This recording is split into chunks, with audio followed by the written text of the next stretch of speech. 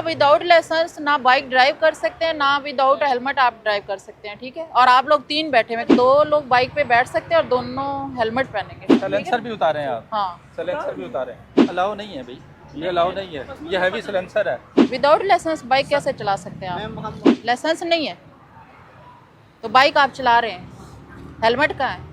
ना आपका लाइसेंस है, ना आपके बाइक के शीशे, हेलमेट का है। बाइक पे 2 लोग बैठ सकते हैं, ठीक है, और दोनों हेलमेट पहनेंगे। सर ये आपने किस तरह की लाइटें लगाई हैं? नहीं, ये लाइटें सर आप नहीं लगा सकते इस तरह। चलान करवा भी लिया, फिर आप ले आए बाइक रोड पे। जब चलान हो गया उसके बाद आप चीज़ें पूरी करते हैं ना, हेलमेट का है आपका।